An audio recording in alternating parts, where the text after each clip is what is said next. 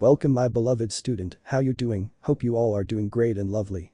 And I will start uploading regular video on time. In this video we are gonna see, what if DEKU became divine cosmic god? This is part 1, and for more amazing content leave a like, share and subscribe. And I wanna thank the author of this story named My Legends Academia by Wulffymc. So do check out and leave kudos. Let's get in the video. It was supposed to be a normal day for Izuku. Get up, greet his mom and her Pokemon, eat breakfast, go to the bathroom and get ready for school, go to school what feels like his own personal hell, get a bus. No, it's bullying. Bullied by the students and their Pokemon, get his homework ruined, go home, eat supper, get new homework done, work on homemade Pokédex, go to sleep, repeat. So can someone explain to him why in Arceus's name is he floating in a dark void? He was just walking to school when he was engulfed in a bright light only to end up in the dark. Well, it's not fully darkness, there were shimmering lights in the distance blinking in and out of sight occasionally. He turned to look around the void, before a buzzing started in his ears made him wince, he shifted around again before he saw his phone drifting away from him. He reached out to try and grab it, but stopped as one of the lights closest to him popped and glowed a bit brighter, he gasped. More stars popped and duplicated until they all started moving to one area in front of him, his phone following with them. The stars all coalesced, gathering together and growing in size until it was one. He couldn't tell what it was, it glowed brightly, but not enough to hurt, the radiance and aura it gave off was slightly calming, his heart calmed down and didn't ram his ribcage like a wild toro's anymore, his breath came out even and calm as he watched his phone be covered in light. The glowing ball that housed his phone was brought to his hands, before the being in front of him gave off a yellow glow, more stars appeared, they glowed bluish pink tones as they circled the glowing being. The ear ringing is back, making him nauseous. Thou art here to answer my call. Don ye hope and bravery. Quell the beast that breaks thy world. And save thine destiny. Break and mend, space and time. Another world, another time. Be wary of those you cross. For thine may be crossed in time. His ears ring with names of beings he can't quite understand, but he knows it. He does. The being's speech he can't understand but at the same time he can. It rings, buzzes, and burns. The stars twirl and implode like supernovas dancing in the sky, the dust sprinkles on his skin, burning worse than Kakin sparks, like 1,000 red giants slamming into his soul, he wants to scream, but he can't. The stars spin faster and spread all around out of sight, before suddenly he blacks out. What? My bee. Who? Who's talking? Wake up. A voice yells. Izuku's eyes shoot open, he looks without moving and startles at the three beings before him. A mostly navy gray and light peach-toned anteater-like Pokemon with squinted eyes. The next is a round owl-like, with big brilliant black eyes, and a bow tie made of leaves. The last is otter-like with a white head and arms, its body a nice sky blue, a small seashell resting on its stomach. They all stare at the green-haired teen. Are you alive, my boy? A voice startles Izuku even more than before, whoa, calm down kid, I won't hurt you. The man, as Izuku realizes, holds his hands up as a sign of peace. Izuku eventually calms down enough to stand, looking around he notices he's on a beach, absent-mindedly wiping the sand off himself, he focuses on observing the man before him. He's tanned and a little rotund, but not obnoxiously so, more like healthy fat, he has a token with a large pom-pom on top, a white lab coat with a what looks like a G, but with other symbols mixed in. He wears a brownish-gray button top with a dark purple-gray bow tie, with black and gold pinstripe slacks. The man smiles now that Izuku has calmed down, you gave me quite the shock, falling from the sky like that said, but thank goodness you seem unharmed. Who are you? Izuku manages to stutter out. The man frowns, but no angrily, more full of concern. I'd like to ask you the same. The man exclaims. I mean you fell out of the sky, you understand. Come now, who in the world does that? Izuku can think of at least 6 people that do that. The man looks at Izuku closer, or more so his clothing, I must say, your clothing is unusual. You wouldn't happen to have an acquaintance in these parts, would you? He asks with a hand to his slightly stubbled chin. Izuku thinks he's about to cry because this is very stressful, and no, I doubt it. The tanned man scratches the side of his head in thought, so you don't know anyone here, and you don't even know where to spend the night, he huffs, well this is a proper pickle indeed.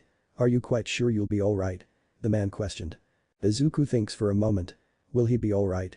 He doesn't know where he is, he thinks he knows what brought him here, but he's not quite sure whether it's a quirk or a Pokemon. He has watched videos and read guides on how to survive in the wilderness, and has plans on where he would go if he ever went out on his own journey. Slowly Izuku nods, he swallows, God why was it so hard to talk to people, somehow I guess. He looks down at the ground and frowns, didn't he have his bag with him?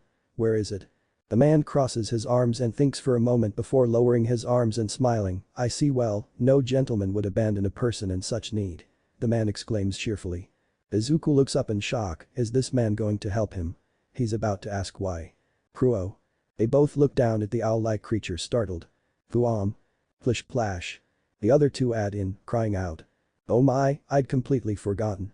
I had just caught up to these runaway Pokémon when you tumbled out of the sky. The man pauses, thinking for a moment before looking at Izuku. It's almost as if they knew you'd appear.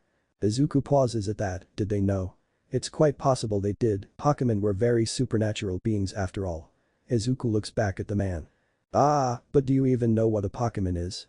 He questions. Well, that's a dumb question. Izuku nods. Oh, of course I do. He says happily with a tint of confusion. The man smiles at Izuku before pausing and looking in shock. Ah.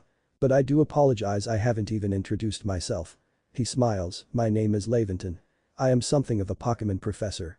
That is to say, I'm a scholar seeking to deepen our understanding of Pokémon.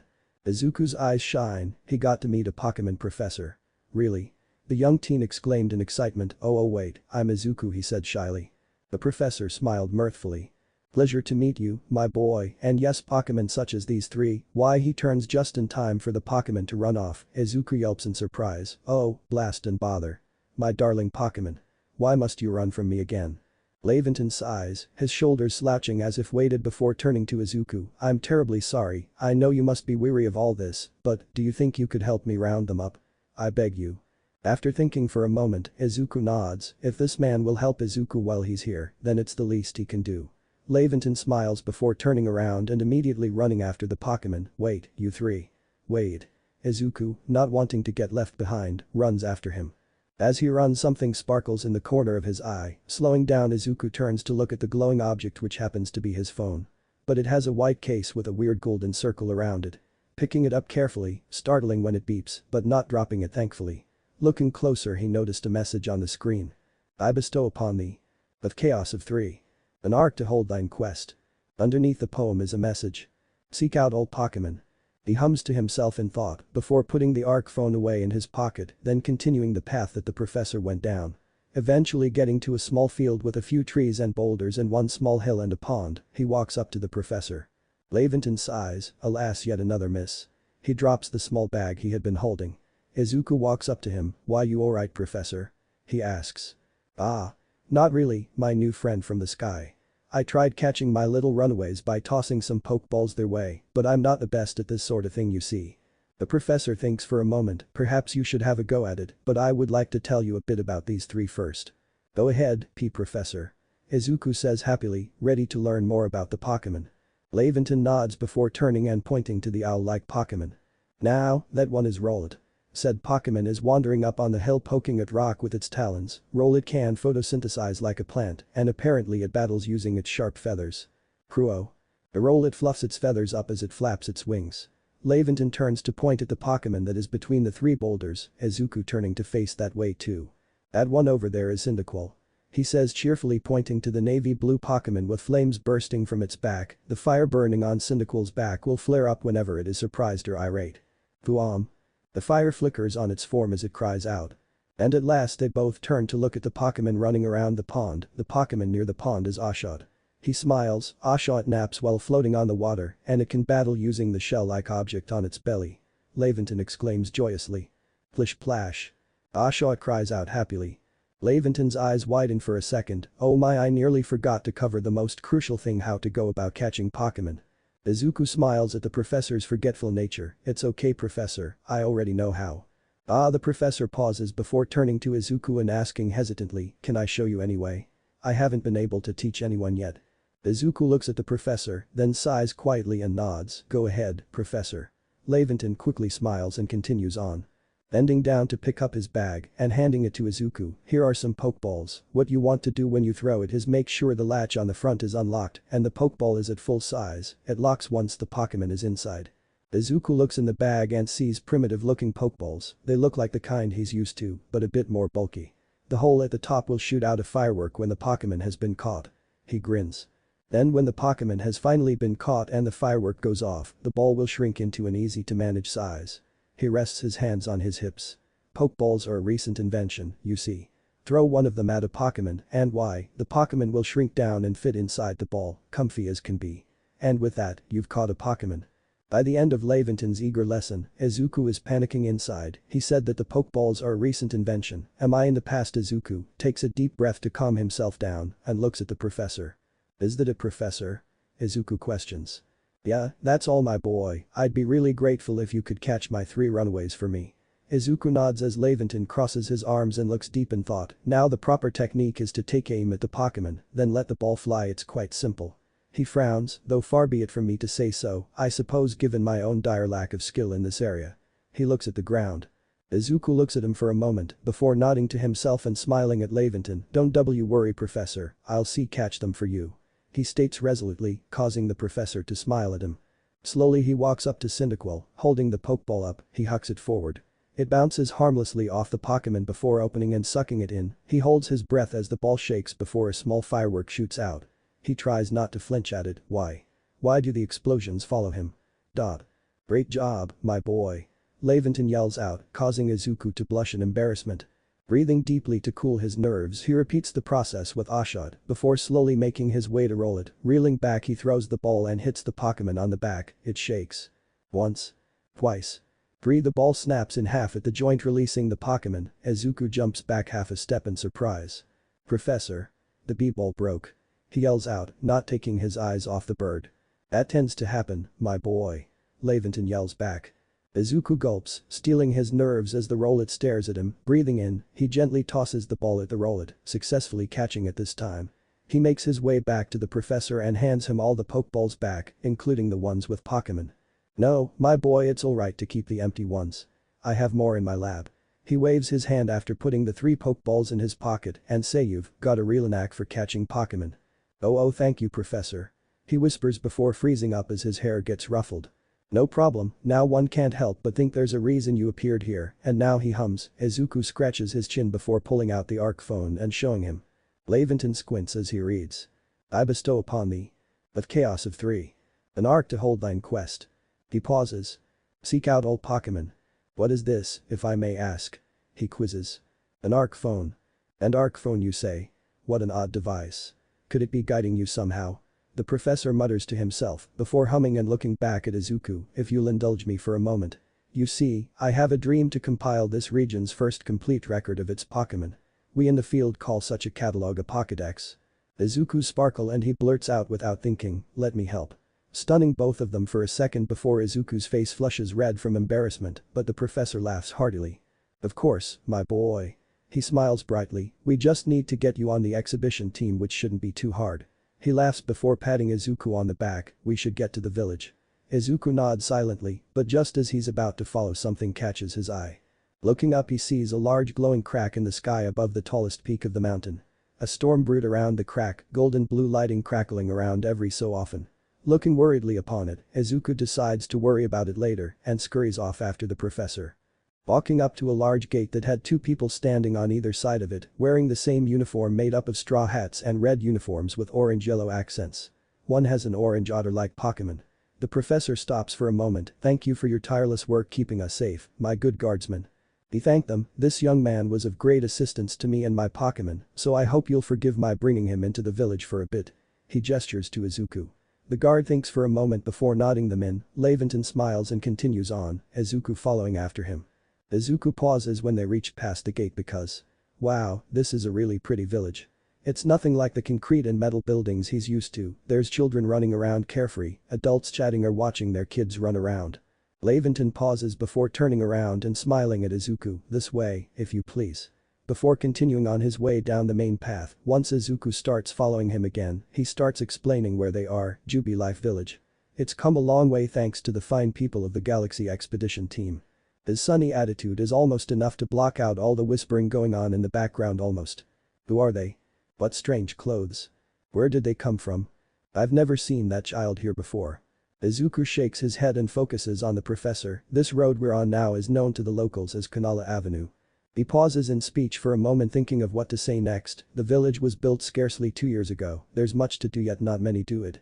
Izuku hums to show he's listening, and since we know so little of the local Pokemon, people hesitate to set foot outside the village.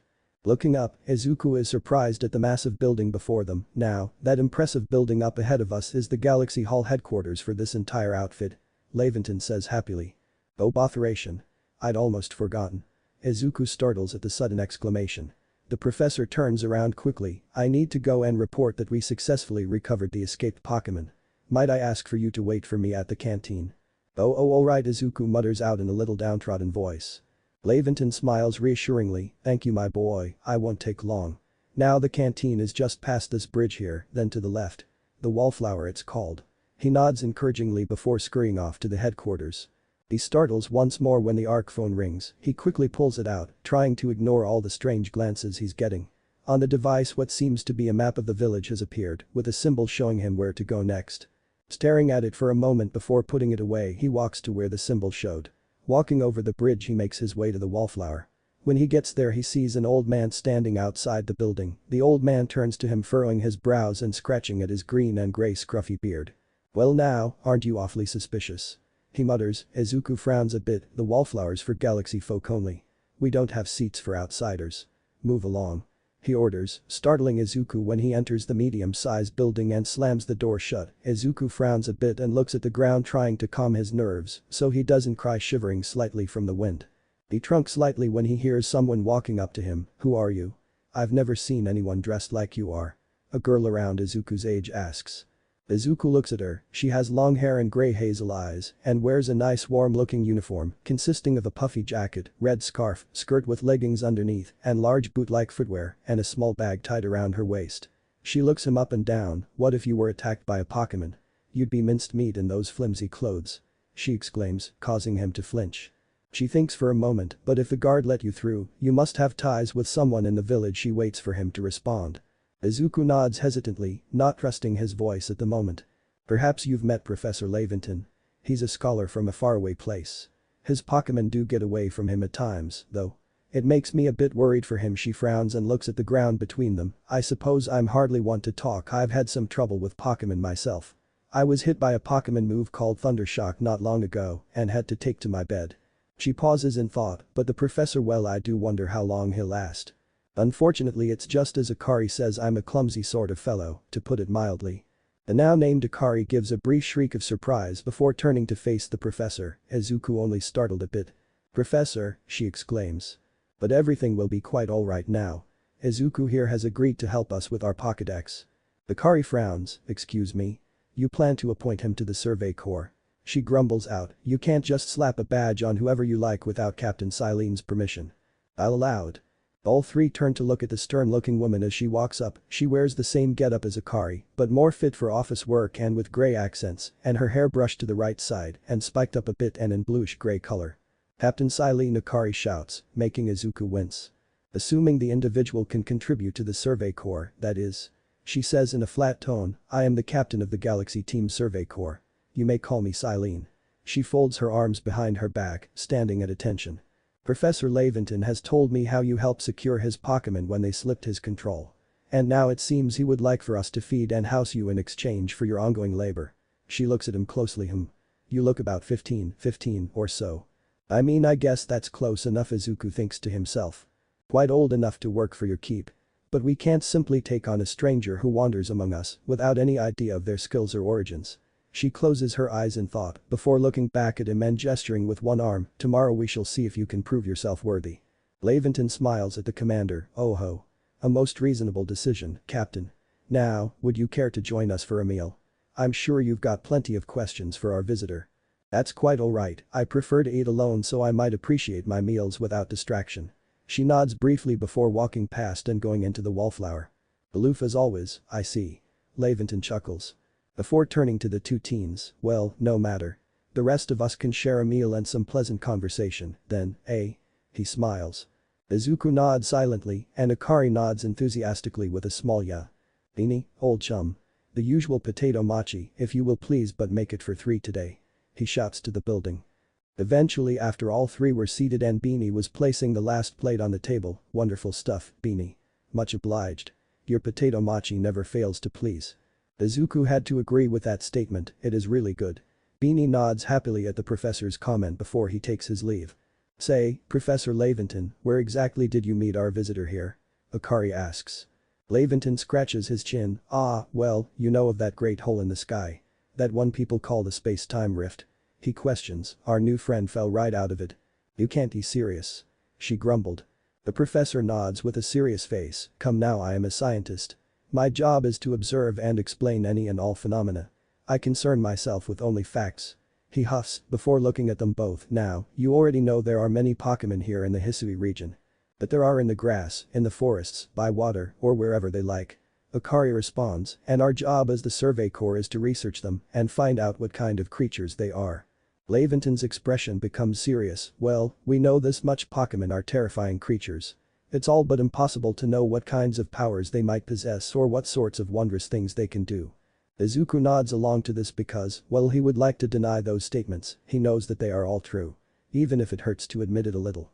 He smiles and that's where Izuku will come in, he states, shocking Izuku with how confident he sounds about it. He successfully caught 3 Pokemon. 3 of them in quick order, you understand.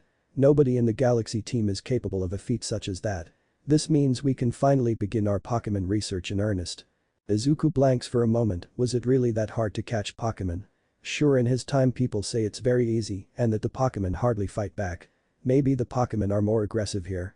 Even Akari looks shocked. 3, we have a hard enough time catching even one when wild Pokemon come after us. Ah, well, to be perfectly fair, the Pokemon that fled to the beach weren't on the attack.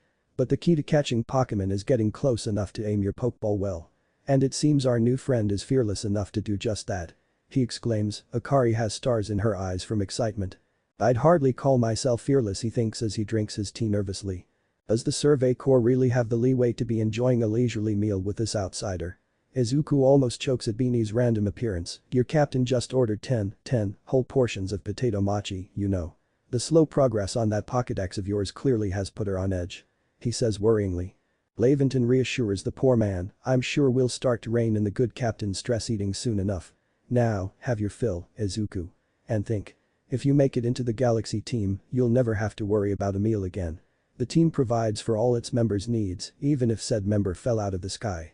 Now Izuku didn't mind the sound of that, he'll worry about his problems later, but a good meal, and not having to worry about his bullies or how much he'll have to run to be able to eat at lunch, sounds really good right about now. And so, all 3 dig in. They stand a little ways away from the wallflower. That was quite delicious. Quite delicious indeed. Laventon announces. Yes, the food was lovely. But more importantly, you do remember that Izuku has a trial to pass to join the Survey Corps, don't you? Akari quizzed. Not to worry. I have complete confidence in Izuku's skills. He grins as Izuku sweats. Well, I don't, Izuku thinks. The door to the wallflower opens as Silene walks out, closing the door behind herself. Well, let's hope it's not misplaced. She stands with them. Izuku, isn't it? For tonight, at least, we will provide you with a place to sleep. You may use our quarters there. She nods behind him, gesturing to the house, a small wooden hut big enough for one person to live in with a blue shingled slanted roof. But if you fail to pass the trial we put to you tomorrow, you must move on. You will be expelled from the village to meet your fate, perhaps your death in the wilds. Izuku suddenly feels like crying again, huh. She walks off back to the main quarters of the Galaxy team, both Akari and Izuku staring in shock at our little speech. Captain Silene is somewhat like Hisui, in that they're both quite harsh. Akari comments. Now, she simply puts on a stern front to help keep us all safe. Laventon huffs in amusement, at any rate, I think it's time we tuned in for the night, eh? It's a good thing one can't fall out of the futons we sleep in here, I imagine our new friend has had enough falling for one day. He jokes, causing Akari to snicker and Izuku to turn beet red. And with that I bid you good night. He smiles tiredly before walking off. Gee, good night, Professor. Yes, good night, she says before looking up at the rift in the sky. A rift in the sky, people falling from it, the world is full of mysteries. Before making her way to her own quarters, leaving Izuku alone to make his way to his own. Walking into his new quarters, he looks around after taking his shoes off. It's rather homey, he decides. He likes it. Sparing a look around the area his futon is, a few empty jars on the large windowsill, a mirror, a couple boxes and a foldable barrier wall, before laying down and promptly falling asleep. Halfway through the night he was startled awake to what sounded like 1,000 storms coagulating together. He looked out the window just in time to see a ginormous bolt of blue and gold lightning hit somewhere in the distance. He panicked from it, the sound of explosions grated on his ears, but the light reminded him of his father's Pokemon. It took a while to calm down, but eventually he did enough to get some more sleep. When Izuku woke up the next morning, he had a brief almost panic attack because he woke up in a random house, but then all of what happened the day before came back to him and he calmed down significantly. Getting up he stretched and tried to do all his morning activities to relieve his stress for the upcoming day. Knock knock. Good morning Izuku. Are you up? Quite some lightning last night, wasn't it? Today's the day of your trial. So, let's give it our all. Akari's voice filtered through the door. Why yeah, give me a minute, Akari. He yelled back. Alright. Was her response. He left the sleeping area and walked to the entrance, putting his shoes on before leaving his living quarters. Walking out he was met with Akari who was resting her hands on her hips. What lovely weather we've got. She cheered before looking at him. I hope you had a nice sleep, even if this land is strange and new to you. It was alright, the lightning woke me up though. He mumbled. Yeah, it woke me up too, but I did fall asleep again so I'm alright, but enough of that, let's get to headquarters. Captain Silene is waiting. She replied and started walking towards the headquarters with Izuku following nervously behind. Once they got in, Akari stopped in the middle of a large room that had hallways on either side with a dozen door frames leading to other rooms. Turning around and she spoke to him. The Survey Corps' offices are here on the first floor. Don't give up. Keep those eyes open. Someone yelled from one of the rooms off to the side. The wild Pokemon, they were everywhere. Attacking from all sides. I sent out my partner Pokemon, but against a whole pack outnumbered, another cried out weakly. This is what happens when you go so far afield. But the medical corps will put you to rights. The first muttered shoulderingly. Akari shook her head worriedly when Izuku looked at her. That man's with the security corps, and even with his own partner, he took a beating from wild Pokemon. Izuku looked worriedly at the medical bay. Will he be okay? He asked quietly. Yeah, he should be alright in a few days. She nods faintly before her expression becomes more stern, but without a partner Pokemon of your own, UK might find this trial particularly trying.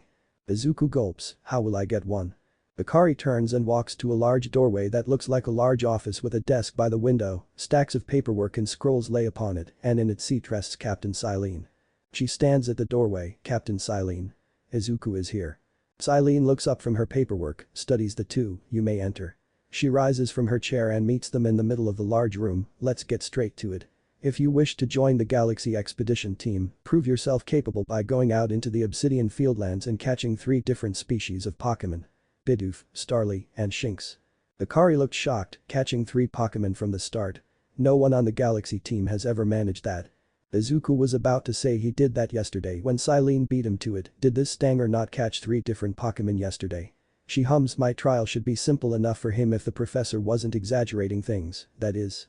But the huff. She turns to Izuku. The Galaxy team does not have the means to provide for those who only take without giving. If you wish to stay, you must prove beyond any doubt that you'll be an asset to our cause. Izuku sweat drops, but nods nervously as she continues. I will lend you one of our Survey Corps satchels to carry whatever you may need in the field. After putting on the satchel, it reminds him of his backpack and its gaudy yellow coloring. Akari shakes her head, causing Izuku to look at her. That satchel doesn't exactly match your mode of dress. Yeah, he mumbles weakly. Akari. Yes ma'am. I expect you to step in if anything goes awry. Akari nods in understanding. The small buzz comes from his pocket, but they don't seem to hear it, so he ignores it for now. The 3 of them turn to face another door off to the side as Professor Laventon walks into the room. Pardon, Izuku. Come with me a moment. He asks. Alright, Professor. He nods before following the professor out of the office and into the main hall. Now then, a jolly good morning to everyone. He chimes. Is something the matter, Professor Laventon? Akari quizzes. Laventon takes a deep breath, setting Izuku's nerves on fire. In order to complete our Pokédex and, well, simply survive in this unforgiving land, Izuku absolutely must pass this trial. He turns and smiles at the both of them. Izuku nervously smiles back. And as a professor of Pokémon, I've got just the ticket to help accomplish that.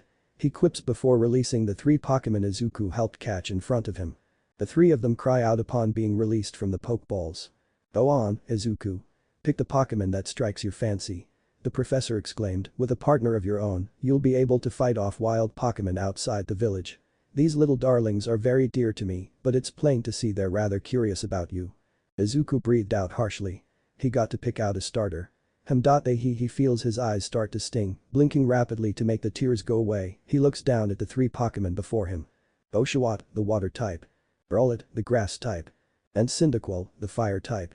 They all come from different regions and all have different personalities. The Osho keeps shifting from foot to foot, the roll it looks indifferent, and the Cyndaquil it looks like it wants to run away and hide, not used to the attention. The flames on its back flicker anxiously, sometimes growing sometimes shrinking, as if it's a nervous habit.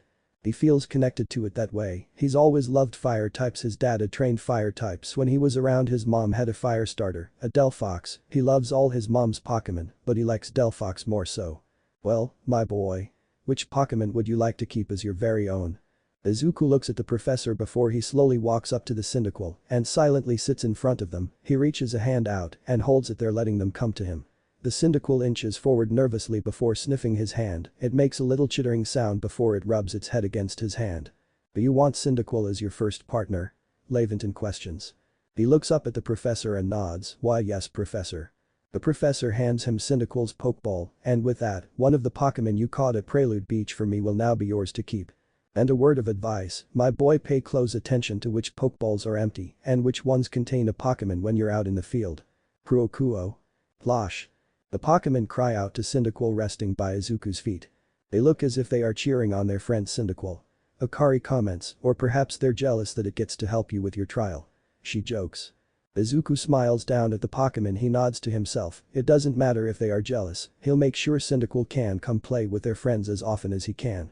The professor hums, that could well be. They did go dashing from the village when Izuku fell out of the sky, after all clapping his hands together. Well, not to worry, you two.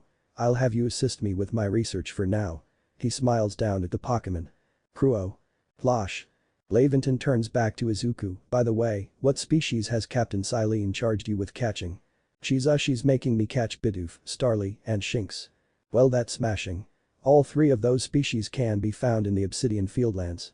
He grins, let me give you some Pokeballs to use during your trial, then. Laventon gives Izuku a few Pokeballs, which he struggles to put in his pouch on his back. These Pokeballs may be handcrafted, but they work a treat, as you've already seen. You'll have this trail cleared in no time. He gives 2 thumbs up. Izuku glances at Akari as she opens her mouth to speak. I guess you're finally ready. You'll leave the village for your trial. Turn left after you exit the headquarters, then head for the gate. Izuku nods. Alright, I'll try to get back soon. Both Akari and Laventon smile. I'm sure you'll do great, my boy. Izuku turns and walks out of the headquarters with his Cyndaquil at his side, humming to himself to calm his nerves as he makes it to the gate. Akari walked beside him before booking it to the gate. As he gets there, he sees Akari speaking to a man in a traveler's getup. The blonde-haired man turns to Izuku and he can't help but shiver under his gaze. Oh? What a curious getup you have there. I can already tell you're quite the character. The man smiles. I'm Volo of the Gink Guild, the go-to choice for any of your mercantile needs here in Hisui. Volo hums, I've heard talk about you. Fell from the sky, didn't you? Now that's certainly a tale I'd like to hear. He looks down at Cyndaquil before looking surprised. Oh, and you've a Pokémon. You're certainly full of interesting surprises. Izuku felt uncertain of how to interact with Volo. It felt like he was being watched by something else near him. Volo continues unperturbed. Investigating the odd and novel is key to any good merchant success. So what do you say? Izuku looks at him nervously. How about you? And I see our Pokémon stand up to one another in battle. Volo asks. Izuku looks down at Cyndaquil, who looks back up at him. Izuku quirks an eyebrow and Cyndaquil nods. Sure. He responds. Volo grins, I like you better and better. What a delightful find. He shifts onto his heels. I've also heard of this trial you're to attempt. Let's have a quick battle to get your blood pumping before you head out. Though I hope you know you lose if your Pokémon's HP reaches 0. Akari backs up to watch with the guards that are stationed nearby as Volo fixes his cap and grins. Here we go. He throws a Pokeball up, releasing a small egg-like Pokémon with red and blue triangles decorating its shell, with small, stubby arms and legs sticking out and a pointed head also out of the shell. Oh, a Togepi. Cyndaquil hops out to meet the Togepi in battle. Cyndaquil, I don't know your moves at this moment. So I can only cheer you on. He smiles as Cyndaquil nods. Quickly Cyndaquil shifts its weight and launches itself forward at a fast pace, ramming its body into the Togepi's. Izuku winces a bit as the Togepi stumbles from the attack. Oh, quick attack. That's a good starting move. He smiles. Volo grins. Togepi used tackle. Izuku quickly looks at Cyndaquil. Dodge. Luckily just in time, Cyndaquil dodges by a hair width away, causing the poor Togepi to stumble. Use quick attack. He shouts. Cyndaquil swiftly knocks the Togepi back towards its trainer. Tackle, again. This time the tackle hits, making Cyndaquil stagger a bit, but shaking its head it gets up and ready to go for more. Izuku smiles more, looking at the Togepi he sees how it staggers and looks like it's about to feint one more quick attack. Cyndaquil nods and hops back once before charging head-on to the Togepi. With a loud crack the Togepi faints. The battle is decided. Volo calls back Togepi, gently shaking his head, moves, items use them well, and the world will open up to you. Cyndaquil runs up to Izuku who kneels down to congratulate them. Volo walks up to the happy trainer and Pokémon. It's always good fun to have your Pokémon do battle, don't you think? And as they gain experience through battle, they'll learn more moves and grow even stronger. Volo sighs, but so few people here have their own Pokémon. If only more people knew how to use Pokeballs. At any rate, let me help our two battlers recover from their little exercise. He kneels down and pulls out a bottle of purple liquid before slowly pouring it onto Cyndaquil. Izuku watches as the small scrapes and marks on Cyndaquil fade away. Oh, is that a potion? He asks. Yes. Volo responds. Volo huffs as he stands up and pats the dirt and dust off his knees, Izuku following Spoon after carrying Cyndaquil. And to you my sky-fallen friend, I present you some potions of your own. Volo hands Izuku a small sack that clinks as it moves. Use them whenever your Pokémon is worn out from battle, I'll be hoping that you're successful on that trial of yours. Volo grins, more Galaxy team members means more customers for yours truly, after all. Volo waves as he walks off somewhere. Izuku shivers a little, the feeling of being watched leaves with Volo. He doesn't like it, the feeling reminds him of middle school. With a hesitant intake of oxygen Izuku turns to Akari who was watching from a distance. That's really something. Not only can you catch Pokémon, you can lead them in battle. She smiles. Izuku hesitantly smiles back, with Cyndaquil letting out a nervous chirp. She pumps her hand, now, to the Obsidian Fieldlands.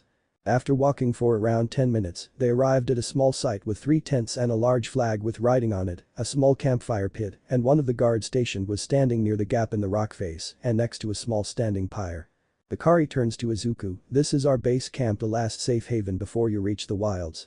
Remember, for your trial, you must catch 3 species of Pokémon. Bidoof, Starly, and Shinx. She smiles at him and gives a gentle pat on his shoulder, are you ready to get started? Izuku thinks for a moment and looks down at Cyndaquil. He hums and looks back up at Akari, and just as he was about to respond, she gasps and turns away from him. Oh, Professor. Is something wrong? Izuku startles a bit and turns to face the professor. Ah, well, you see Captain Silene got hold of me after you left. He huffs and crosses his arms. She impressed upon me that I bear full responsibility for whatever happens to our sudden guest. Well, you were the one who wanted me to join the Galaxy team, Izuku thought. That's our unsparing captain. But what help exactly can you offer here, Professor? She questioned. To be honest, my dear girl, I don't intend to lift a finger. Izuku's talents are the real deal. He replies, causing Izuku to blush a little in embarrassment. He mumbles under his breath, too quiet for them to hear. They'll pass with flying colors, you'll see. He cheers. Akari looks exasperated. Ah.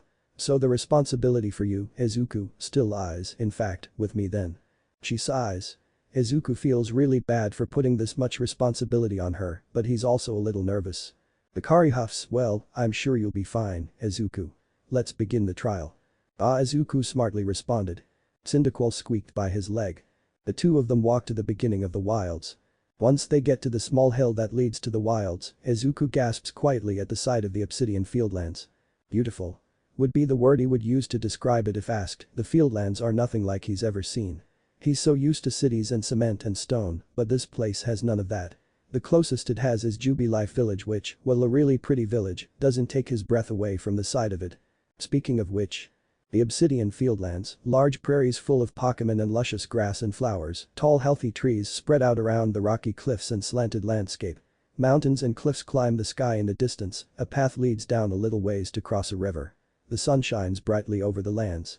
Early morning dews wet the grass, making the sunlight twinkles upon the blades.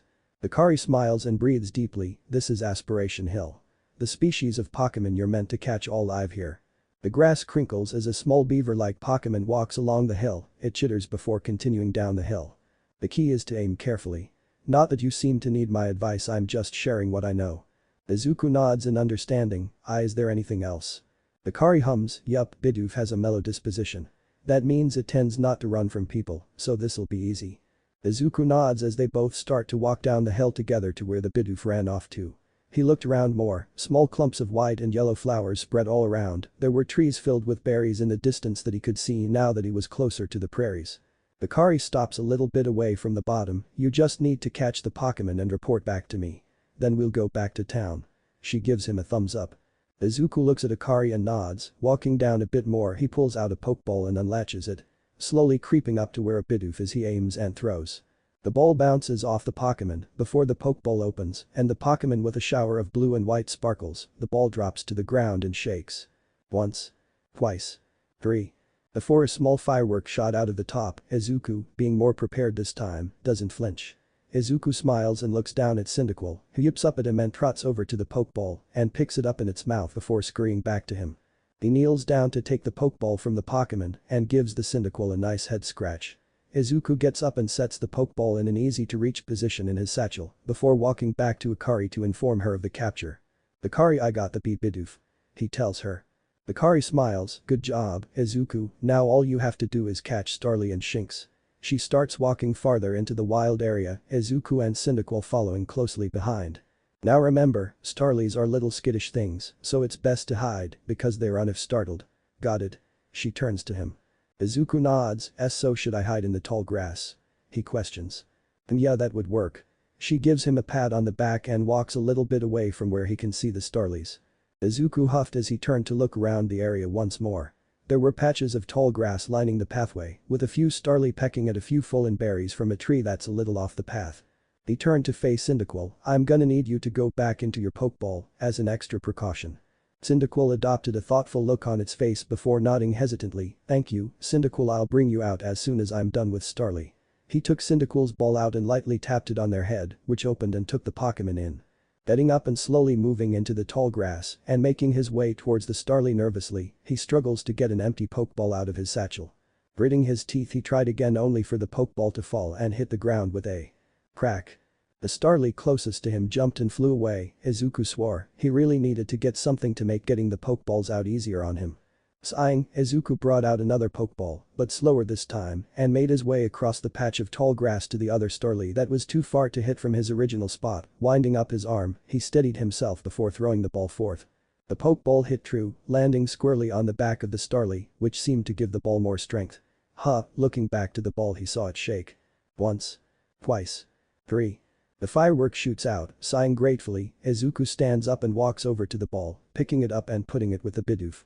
He turns and walks back over to Akari. Akari was sitting on a rather large rock kicking at the ground, she looks up at the sound of him walking close. "Did you catch the Starly?" she questioned. Izuku nodded, "Why yeah. Great. Only one more to go." She runs off, Izuku is quick to follow her. They stop behind a large rock formation with Akari looking out past it at a Pokemon. Izuku stops next to her panting a bit. Once he gets his breathing under control he looks to her for what to do next. She turns to him, "Alright, so there's a few things I want to tell you first before you go after this next Pokemon, alright?" Izuku nods, "Okay." She nods back, "See this tree?" She points to the large tree next to them that's full of berries. "You can use your Pokemon to knock the berries out. You can also do the same with tumblestones, which are large red ore formations around Hisui. Tumblestones are what we use to make the Pokeballs, and apricorns. Go ahead and try it out to get the hang of it." "Alright." He pulls out Cyndaquil's Pokeball and lets them out. "Cyndaquil, can you use quick attack on the tree?" He points to said tree. Cyndaquil turns and looks at the tree for a moment before nodding to itself and half stepping back before rushing forward and ramming into the tree, knocking most of the ripe berries loose. Izuku hurried to help Cyndaquil gather all the berries and put them away in his satchel, scratching Cyndaquil on top of their head before standing and walking back over to Akari. Now Akari smiles, "We've reached your final hurdle. Catching a Shinx." She walks a little beyond the rock mound they are behind, there, a Shinx. She points to a feline-like creature, with large yellow searching eyes, big ears with star-like ear tufts in the center, the same with the end of its tail. Its coat is a coloring of blue and black with gold accents on its front ankles. Shinx has an aggressive disposition. "Could you already tell that?" "I know, it looks rather peaceful right now," he murmured. She huffed, "I suppose you are right, but they are quite dangerous. I got put on bed rest because of an electric shock." Anyway, she shakes her head. "Once aggressive Pokemon get irate, they'll knock aside and ball you throw at them." She turns to him, "Don't worry, from what I've seen you'll get this right. All you have to do is battle them, then maybe when they are distracted, you can throw a Pokeball." He hums, "Alright, I'll take your word on it." She gives him a smile as she moves back to let him do his task. Izuku and Cyndaquil move a little bit closer, but before the Shinx has a change to notice them. "Cyndaquil, use quick attack." A blur of blue shoots out and rams it in the side. The Shink stumbled back and tried to get up, but before it can, Izuku throws a pokeball at it and captures it. The ball shakes. Once. Twice. 3. A small firework shoots out, signifying the finished capture. Izuku sighed in relief. He's not sure if he could handle an angry Shinx at the moment. Cyndaquil quickly picked up the pokeball and brought it to him. Izuku crouched down, taking and putting the pokeball away and picking Cyndaquil up before huffing and standing up himself. You know, he murmurs to Cyndaquil, I should choose a name for you soon, can't keep just calling you Cyndaquil if we're gonna be partners and keep each other company. Cyndaquil looks up at him and chirps. Yeah, I probably should wait until we are done with this trial. He walks over to where Akari stands. I'm done, Akari. Done already? Wow, you're like a gift dropped from the sky for us. He smiles nervously. Why, with you at our side, I think the Survey Corps has a real chance of compiling a complete Pokédex as we've been ordered. Her eyes light up as she crouches a bit and swings her curled arms excitedly. Oh, this is wonderful. She stood up fully. I'm still curious why on earth you came falling from the sky like you did, but for now, let's tell the professor we're ready to head back. Alright. Cyndaquils chirp their agreement as they make their way to the main camp where the professor is waiting for them. Laventon smiled brightly upon spotting them walking back to the camp. Oh ho. I said you'd pass the trial with flying colors, and it seems you went and did just that. Congratulations, Izuku. He gives a gentler smile. You've taken your first step towards seeking out every Pokémon. He suddenly takes out an old-looking camera. This calls for a commemorative photograph. Izuku nervously smiles as Akari jumps into the photo behind him, smiling wide. Cyndaquil chirped nervously in his arms. The photo was taken quickly. Laventon puts the camera away. Akari bounces beside him. With skills like yours, I suppose this was a foregone conclusion. Now then, we'd best report to Captain Silene. Time to head back to Jubilife Village, eh? Alright. Izuku nodded. They got ready and headed back to Jubilife after saying goodbye to the guard at the camp. Eventually they make it back to Jubilife, Izuku having to put Cyndaquil into their Pokeball due to them tiring out. The three walk to the Galaxy headquarters when Akari turns to look at him. In time, you'll be able to send Pokémon you've caught to live in the pastures, supposedly. Now, you two, let's not dilly-dally. Captain Silene awaits our report at headquarters. Alright, I bet Captain Silene will be pleased. Akari nods before hurrying after the professor. Izuku stumbles after them. Akari and Laventon stop outside her office, leaving Izuku to walk in on his own, stopping a few feet away from her desk. It was a nice dark oak with an ocean blue covering. It had piles of paper checkbooks and scrolls. In front of her was a black mat that was slightly elevated with an open book on it. She was holding a notepad in her offhand and a pen resting in her main hand. Without looking up, she says, it seems we won't have to leave you to die, after all. Oh great, I feel so welcomed. She looks at him. Congratulations. You've passed your trial. You can hold on to that satchel. She puts down her notepad and folds her arms. I must admit you've impressed me. I set a high hurdle to judge whether a stranger like yourself could be worthy, but you cleared it. She stands up and picks something that he didn't notice and walks around her desk to stand in front of him. This is yours. She holds out a pile of clothing, the official uniform of the Survey Corps. He takes the pile from her and takes a step back. That changed in the room you used last night. Then you're to report at once to the 3rd floor. She folded her arms behind her back. Present yourself in uniform to our commander. This is your first official order from your captain. She didn't raise her voice, but her tone took on that more of a captain and not of a tired mom. He quickly stood straight. Why, yes ma'am. He scampered out of her office and out of the building to his house, room thing.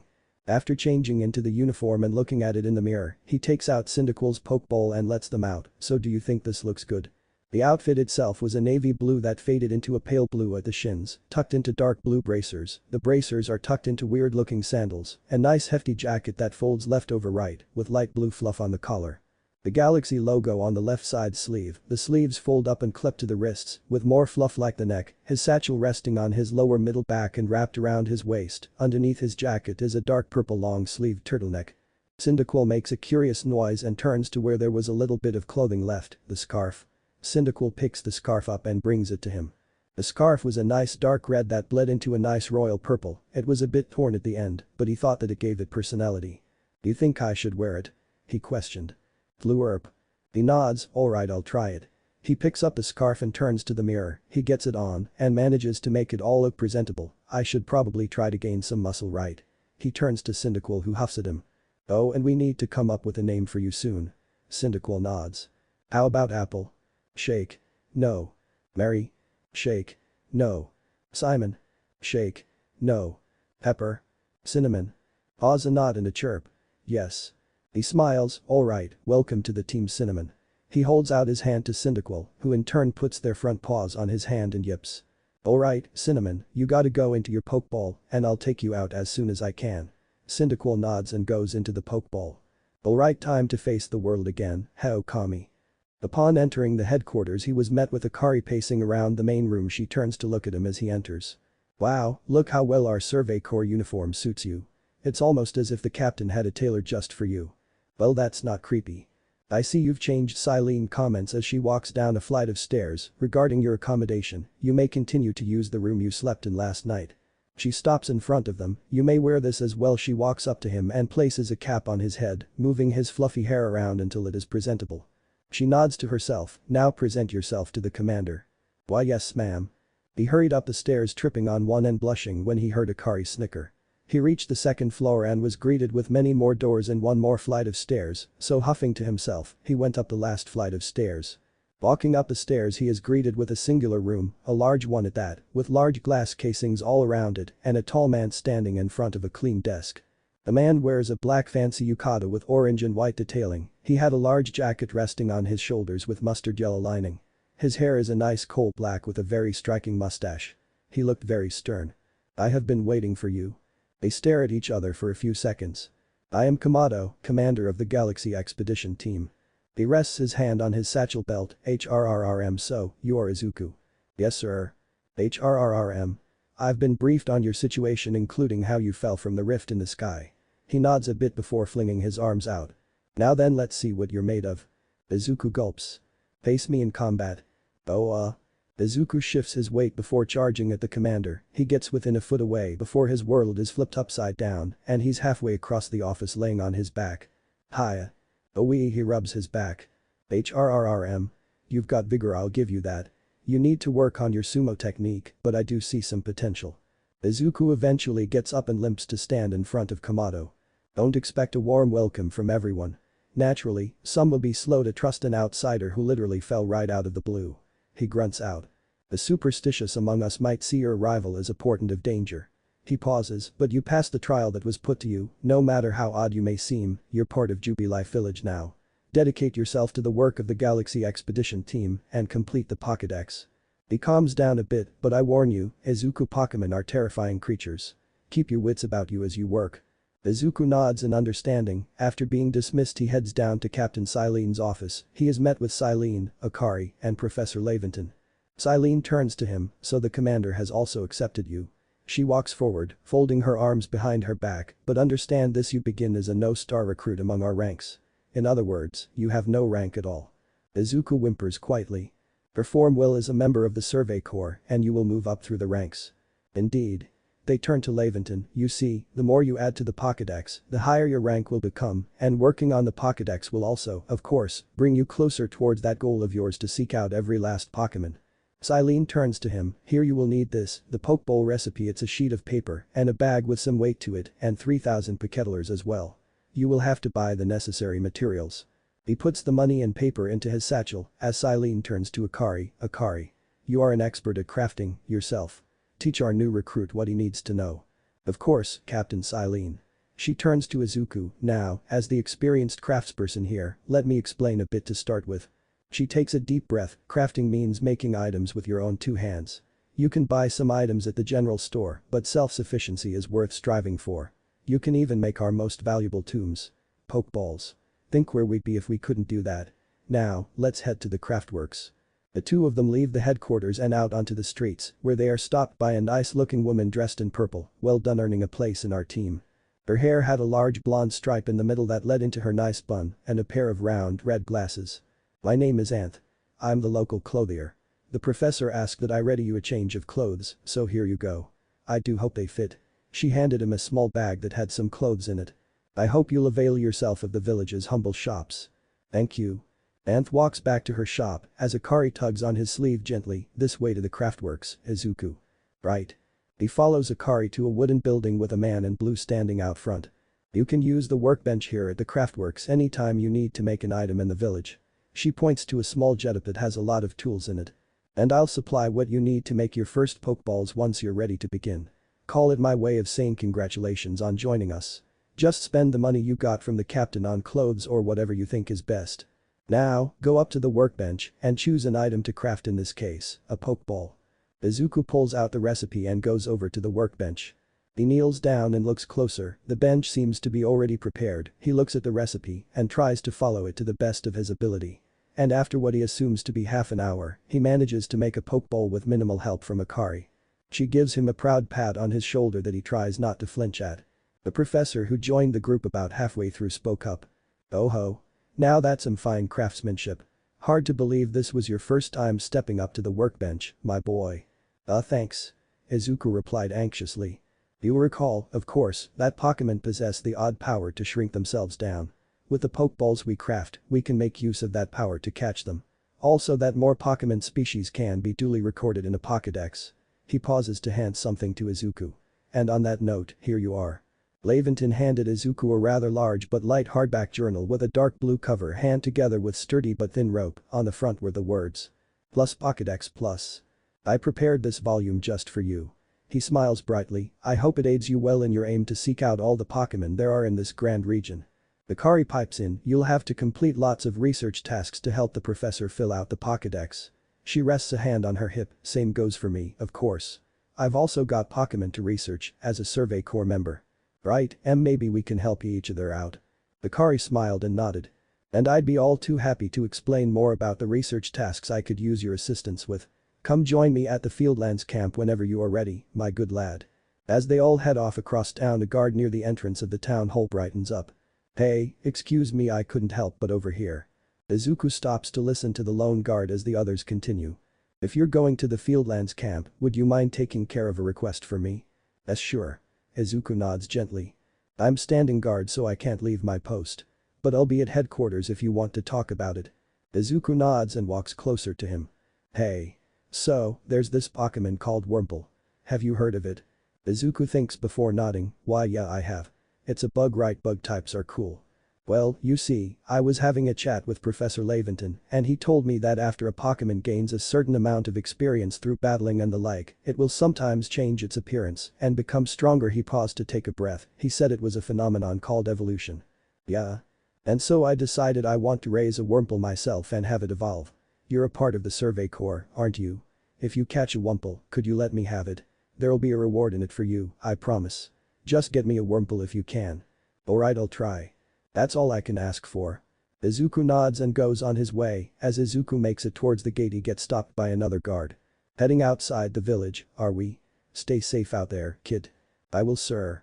Izuku continues on his way to the Fieldlands. As he finally gets to camp, he sees Akari and Laventon waiting for him. "Righto. Let's get to it then, shall we? In order to complete this Pokédex of ours, there are a great many research tasks I'll need your help to carry out, my boy." "Alright. The details of these tasks can be found in the Pokédex for you to reference anytime. You must catch and battle diverse Pokémon species and carry out plenty of research tasks." He pauses. "Do so, and you'll gain research points and other rewards for your work." Akari turns to Izuku with a determined look. "One last piece of advice, Izuku. If you see a wild Pokemon's attack coming your way, dodge like your life depends on it." "He dodge?" he muttered. Akari huffed fondly. "Here, watch closely and remember what I do so you can do it later." Akari moved a little ways away from the two of them and got into position. "Up." She pushes forward and does a roll, quickly standing up through it. That beautiful flowing bit of gymnastics in what we call a dodge. Akari puffs her chest out proudly. "If you're light on your feet, you can dodge out of the way of wild Pokemon's attacks. That way, hopefully you can avoid taking a beating and blacking out in the wilderness." Izuku walks a bit closer to her as she gets a downcast look. "The security corps had to collect me when I got the business end of some Shinx's thunder shock." She took a deep breath. "But don't you worry. I've got lots of experience to draw on and I'll teach you plenty." Izuku smiled a little thing. "Thank you, Akari." "Right." She nods. "This way." She turns and runs the same way that they went to do his trial. He quickly follows after. She stops on Aspiration Hill and turns to him. "Now, let me share some Survey Corps wisdom." She chips her arms. "Remember to check your tasks after catching Pokemon." A Bidoof hops around in the background. Akari turns to it. "You might have noticed that you have a research task to do with how many Bidoof you've caught. That's right, catching just one isn't enough. You need 2, then 4, then more and more." She sounds a little tired at the end of that. The Bidoof runs off. "Why not try to complete a few tasks? I'll be up ahead." She perks up and runs down the hill. Izuku sighs and looks around. There's a tree that could be gathered up a hill a bit, there's some Bidoof that he could catch. He needs to get Wurmple for that one guard. He looks down at the Pokédex he's still carrying, he needs something better to carry stuff, or maybe he can try to move stuff around in the satchel, yeah maybe a belt with pouches too. Anyway, he pulls out Cinnamon's Pokeball and releases them. Thuam. Cinnamon landed on the ground and looked at Izuku, can you help me gather the apricorns from the tree? He points to said tree. Cinnamon looked at the tree and used a quick attack to knock the apricorns free, the both set out to gather them and put them in his satchel. The two of them walked down Aspiration Hill together, and as they got down they spotted a group of Bidoof. Deciding it best to test his hiding skills, Izuku moved to hide in the tall grass and pull enough Pokeballs to catch two of the Bidoof. Cinnamon joined him in his hiding. Getting ready and aiming, he threw one of the Pokeballs when the Bidoof was looking away. 1, 2, 3. Before the firework shoots up, he throws the second Pokeball at the other Bidoof and stands up. Cinnamon used quick attack. Cinnamon shoots out of the grass and hits the last Bidoof in the side, staggering it, keep at it. Cinnamon nods and keeps up with the Bidoof as it fights back as he gathers the captured Pokémon. He looks back to see Cinnamon over a knocked out Bidoof looking proud of himself. Izuku smiles. Walking up to Cinnamon and the Bidoof, he grabs one last Pokeball before he gently taps it on the Bidoof's head and puts all the Pokeballs away. Was that fun? A good leg stretcher? He asks Cinnamon. Cinnamon chirps happily in response, nudging his hand for scratches. Izuku quietly laughs, but indulges in their request and scratches under their chin. Alright, let's go catch up with Akari. Standing up fully, he starts walking towards where Akari ran off, but stops. There was a large leak like a plant sticking out of the ground. Walking over to it, he crouches slightly and pulls it out of the ground. Looking it over, he thinks he remembers hearing someone talk about it before, but he's not quite sure. Do you think Akari will know what this is? He gestures to the plant. Cinnamon sniffs at the plant and nods. Right, just one more thing to ask about. He stands and they continue on their way. When they make it to Akari, she's just looking out at the expanse of land. Hey Akari. She startles a bit. Yeah, Izuku. What's this? He shows her the plant. Oh. That's a medicine leaf, we use it for potions and herbs to help the sick. Oh, so I should keep gathering it? Yeah, that would be a good idea. She hums before brightening up. I think you've got it with the whole catching and fighting thing, but as a reminder. Don't forget to open your Pokédex when you're out in the wild, don't want to miss any tasks. Right. Cinnamon nods along beside him. She turns to look out again before pausing. Hey, check your tasks for Starry, I think one of them is for catching them without being spotted, right? Izuku quickly opens the Pokédex to the second page. Yeah, that's one of them. She nods. Why don't you go ahead and do that one too? She points to the starly that's milling about in the short distance. Oh alright, I should probably hide in the tall grass, right? Akari nods. I'll go wait for you up ahead. Come catch up once you've finished some tasks. Ah. Alright. He nods. She waves before jogging off. He made his way to the tall grass and crouched down, slowly shuffling towards the starlies, Cinnamon following slowly after him. Carefully removing two Pokeballs from his satchel and shuffling his Pokédex under his arm, he stops moving. The starly hops closer to the tall grass, not paying attention to its surroundings. He aims and throws. 1, 2, 3. The firework shoots out, startling the other starly, causing it to fly away. He huffs and stands up, walking up to the Pokeball and picks it up. How was that throw? He asks Cinnamon, who just stared at him. Yeah, it could have been better. He puts the Pokeball away and starts walking towards Akari once again. He looks through the Pokédex between Starly and Shinx. Should I add a Shinx or a Starly? I'll ask Cinnamon later. Hey Cinnamon. He stops walking. Cinnamon looks up at him. Have you tried using Ember? Cinnamon pauses for a moment before shaking their head. Izuku looks around and spots a Shinx. Well, there's a Shinx there, wanna fight it and try out? Cinnamon looks over to the Shinx before looking back at him and nodding. Alright, use a quick attack to get close before trying Ember.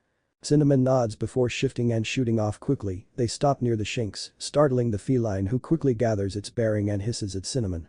Cinnamon pauses as the spots on its back flare and a small ball of fire shot out of their mouth at the Shinx, who hissed as it hit their chest. The Shinx tried to shake off the flames, but fails.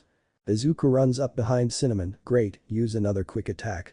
He pulls out a Pokeball as Cinnamon kicks out for another quick attack, landing a direct hit. Izuku throws the Pokeball, which lands its mark. 1, 2. Crack. The Pokeball breaks open and the Shinx launches itself and tackles Cinnamon. Cinnamon is quick to get up and shoot another Ember to get the Shinx to back up, which it does. Izuku, seeing his chance as the Shinx is not paying attention to him, throws another Pokeball. 1, 2, 3. The firework shoots out the top signifying the capture, quickly grabbing the pokeball. Izuku checks on Cinnamon. Are you okay? He drops the Pokédex and hovers his hands worriedly around Cinnamon, who huffs and bumps their head into Izuku's hands and nods. Izuku sighs in relief. Good. We should probably get to Akari. Picking up his Pokédex and standing up, they start walking towards where Izuku saw her run off to. They get to Akari in a few minutes after collecting a few more berries from some trees. Akari smiles at them before turning and gesturing to an orange and yellow Pokémon in the distance. Around here, you can find a Pokémon called Buizel. It's got an aggressive disposition. Remember, that means it'll try to hit you with its moves, just like Shinx, and you'll have to battle to catch it. Akari turns to him, and speaking of which, your research tasks for Buizel include seeing it use a certain move. To be precise, you have to see it use the move in battle. That's right, some tasks require battling. Right, that's fine. Now, I'll go on ahead. You take care of some of Buizel's research tasks, then come talk to me. And she jogs off again. Why does she keep doing that? He whispers. Sighing, he looks down at Cinnamon. You ready to get more Pokémon? Cinnamon nods, and they start forward. Quick attack, keep it distracted. Vuam. Cinnamon charged forward, smashing into the sea otter Pokémon, startling it enough and getting its attention. Buizel uses a quick attack in turn, and the two of them dance around each other. Buizel tries to hit with a water gun, but misses, getting a quick attack to the stomach in turn. Izuku walks up, pulling a Pokeball out and aiming. Just as the Buizel pauses to fire another water gun, he throws. 1, 2, 3. Boom. Fireworks. Nice job, Cinnamon. He praises, picking up Buizel's Pokeball. Let's take a look around, maybe collect some more medicine leeks or berries. Cinnamon nods and they start walking around. They find a few more leeks and berries, and… Hey, what's that? A weird reddish-orange chunk of stone stands alone outside the ground. Is this that tumblestone that Akari spoke of? Cinnamon looks between Izuku and the stone, before preparing and using a quick attack to break the stone apart. Whoa. Careful, Cinnamon. Cinnamon chirps at him and nudges the broken stone. Izuku kneels down and grabs a few chunks. Looking at them, they seem good enough, so he takes as many as he can, with squishing the things he already has, and gets up after giving Cinnamon a head pat. Alright, let's get going, I'm almost out of Pokeballs. They start on their walks again. As they walk, they eventually get to an area with more trees. Looking around, he spots a small red caterpillar-like Pokémon. Stopping and standing still, Izuku pulls out a Pokeball and throws it at the Pokémon. 1, 2, 3. The firework shoots out, confirming the capture of the Wurmple. Well, I can finish that guard's task now. He hums as he picks up the Pokeball and continues on their way. Finally, they find their way to Akari. To find her leaning against a tree waiting for them, she perks up upon spotting them. You're really doing quite well for yourself.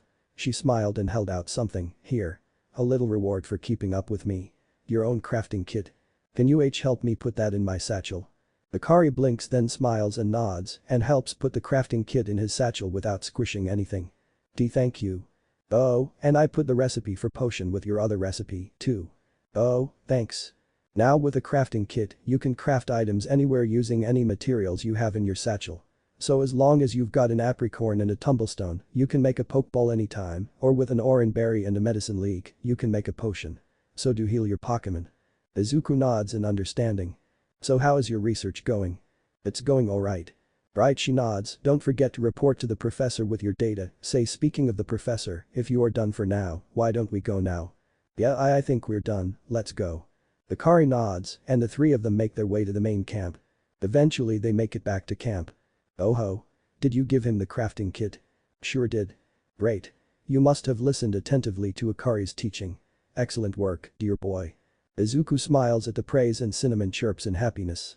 This seems a good time to explain to you about survey reports and the rewards they offer.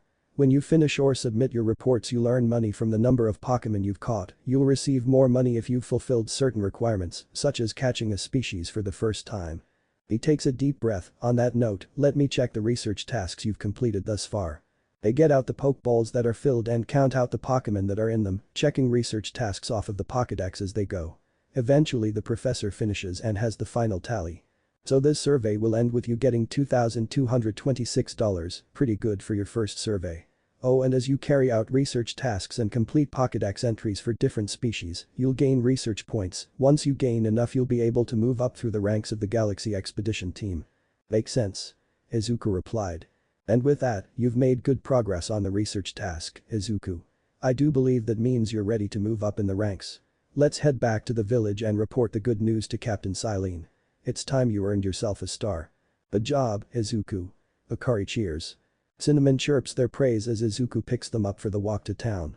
Izuku decides once they get to town that he'd give the Wurmple to the guard who asked after he dropped the full Pokeballs off with the pasture owner, who seems to like Pokemon a lot more than the rest of the town.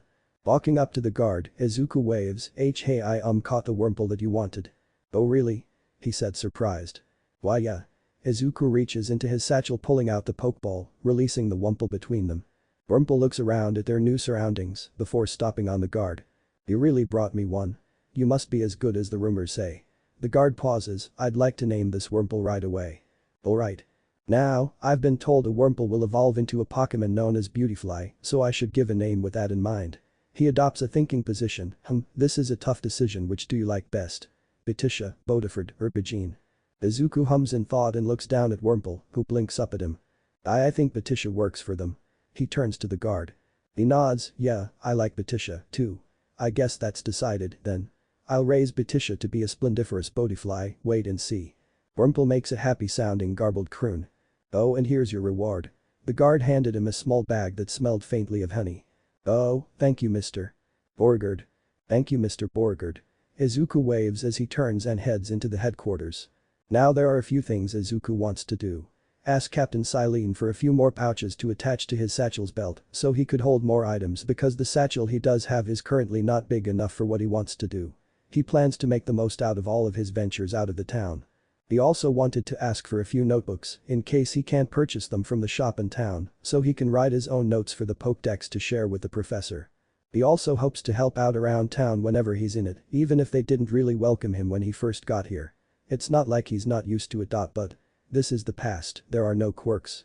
Only survival and Pokemon, which he is okay with. He loves Pokemon and he always loved hearing about the journeys his father went on when he was a young teen. He loved to hear about his adventures in the gym challenges and his time as a gym leader himself in the Unova region.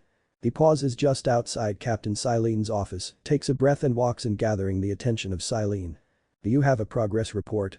Why yes ma'am. Very well, show me your Pokédex. Izuku gets his Pokédex out with a little bit of struggle and hands it to Silene. She gives it a look, seeing the notes that he and the professor added with pictures of the Pokemon on said pages. You have made progress. It seems you have earned yourself a star. She stands and moves to stand in front of him, an item in hand. With this, you have officially attained the rank of first star in the Galaxy Expedition team. She handed him his Pokédex back, as well as a small leather booklet with only one page. Attached to said page was a white star badge with 4 points and space for about 9 other badges. Have these as well. They are further recipes you'll need for crafting.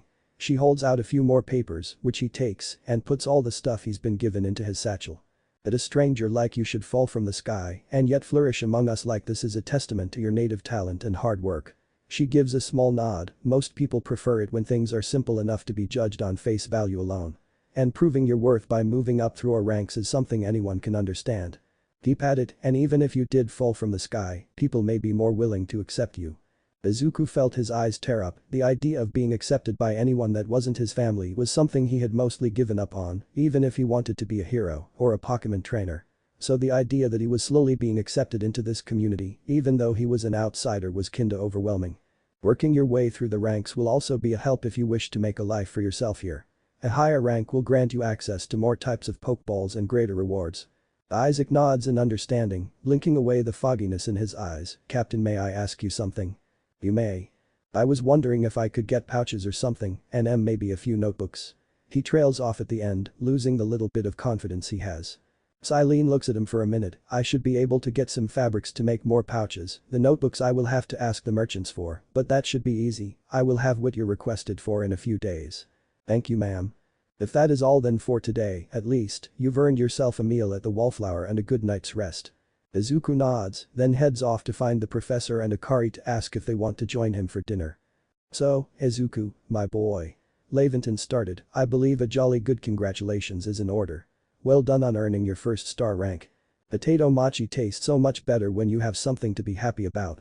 Still, we'll be very busy from now on between our survey corps duties and requests from folks here. Izuku nods, thank you too, you've been so kind to me, I'm glad I met you too. He smiles. Laventon smiled back, well, my boy, I'm glad to have met you too. Me too. Akari grinned. They paused their conversation to eat a bit more before continuing. Which reminds me, Akari muttered between bites, have you already taken on that request from Borgard? He's the one that wanted a Wurmple, right? Yeah. She nods. Yeah, I got him the Wurmple. She hums, the people of Jubilife aren't too familiar with Pokemon, you see, so if problems arise, the Survey Corps gets called to help. Indeed so.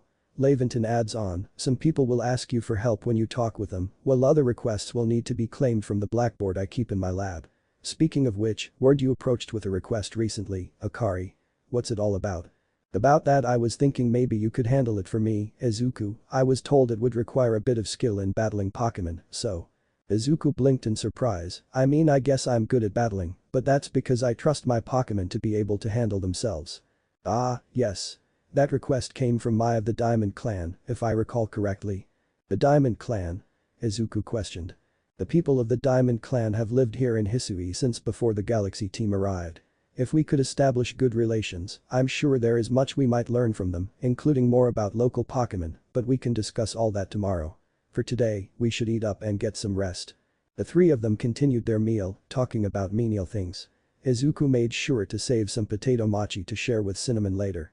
When Izuku woke up the next morning, it was to a warmth leaning against his side. Sitting up and looking down, he spotted a sleeping Cinnamon leaning against him. Smiling, Izuku gently put his hand on top of their head and gave a few scratches until they stirred. Cinnamon chirped up at him, he smiled a little wider, scratching them under their jaw before standing up and getting ready for the day and ignoring the homesickness he felt. Finishing getting dressed, tugging his cap on, he turns to Cinnamon, ready for the day. Whoom.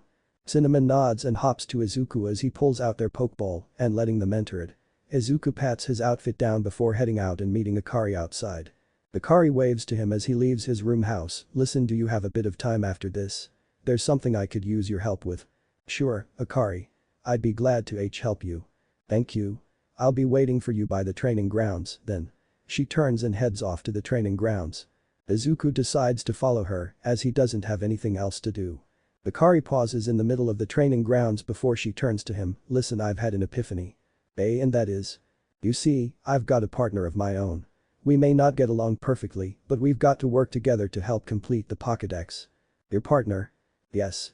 Here she pulls out a Pokeball, this is my partner, Pikachu. She releases a yellow mouse-like Pokemon with red patches on its cheeks and a lightning bolt-like tail. Biga. He cries out.